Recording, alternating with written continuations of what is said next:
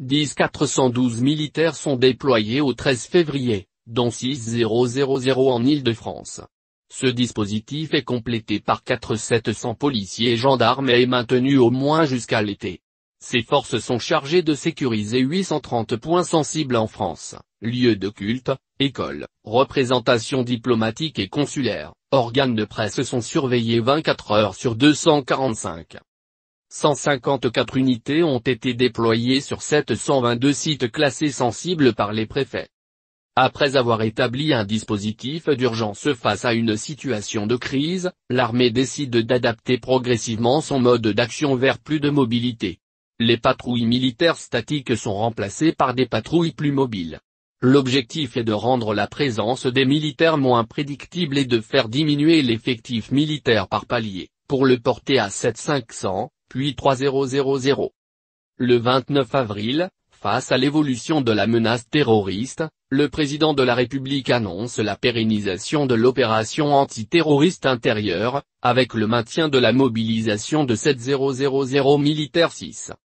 Après les attentats du 13 novembre 2015, l'effectif de Sentinelle est porté à 10 000 militaires 7. 500 sont déployés en Île-de-France et 500 en province. Au total, ce sont 50 unités qui ont été mobilisées pour faire face à cette augmentation du nombre de militaires participant à l'opération Sentinelle 8.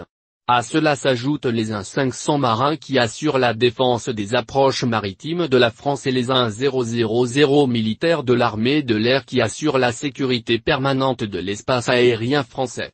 Cela porte donc à environ 13 000 militaires qui assurent la sécurité sur le territoire métropolitain.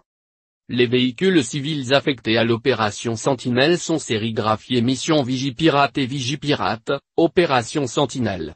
Les militaires y circulent en uniforme. En juillet 2016, le ministre de la Défense Jean-Yves Le Drian annonce que l'opération Sentinelle sera maintenue mais qu'elle devra s'adapter. Le ministre parle notamment d'une probable baisse d'effectifs après l'Euro 2016. Le rapporteur de la commission d'enquête parlementaire sur les attentats de 2015, le député PS Sébastien Pietrasanta s'interroge. Alors que la contribution des armées au plan Vigipirate s'élevait à un peu moins de 800 soldats à la veille des attaques, elle est passée subitement à 10 000 hommes.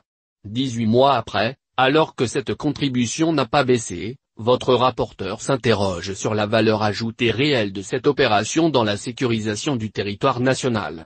Le député Georges Fenech, LR, préconise de diminuer progressivement le volume des effectifs engagés dans l'opération Sentinelle afin, à court terme, de le concentrer sur la seule protection de certains points stratégiques. Il est rejoint par le député MRC Jean-Luc Laurent. Aujourd'hui Sentinelle se déroule dans de mauvaises conditions de vie qui pèsent sur le moral des troupes et leur entraînement opérationnel, vient s'ajouter à de véritables opérations militaires, sur des théâtres extérieurs, et, doit être arrêtée. Selon la commission, depuis le déploiement de l'opération, les militaires n'ont fait usage qu'à une seule reprise de leur arme de dotation, le 1er janvier 2016 à Valence, en état de légitime défense suite à l'attaque d'un trinôme Sentinelle. D'une manière plus générale, ils ont fait usage de la force à 28 reprises, dont 17 fois en état de légitime défense, 6 en prêt de main forte aux forces de l'ordre et 5 pour des interpositions ou flagrants délits. Enfin, si l'on considère l'ensemble des interventions réalisées auprès du public par les militaires depuis le début de l'opération, ils ont constitué un 302 périmètre de sécurité, prêté main forte aux forces de sécurité intérieure à 285 reprises, ont porté 151 fois secours à la population, ont constaté 42 accidents de la circulation, ont fait l'objet de 509 provocations/insultes répertoriées, le nombre d'incidents étant bien supérieur. La baisse des effectifs de l'opération à 7000 hommes est annulée après l'attentat du 14 juillet 2016 à Nice.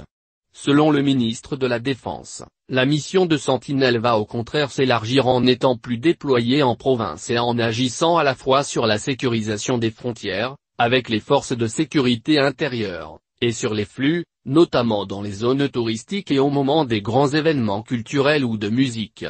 Pour être moins prévisible et donner plus d'autonomie aux soldats, les patrouilles empruntent par la suite des circuits variés et aléatoires.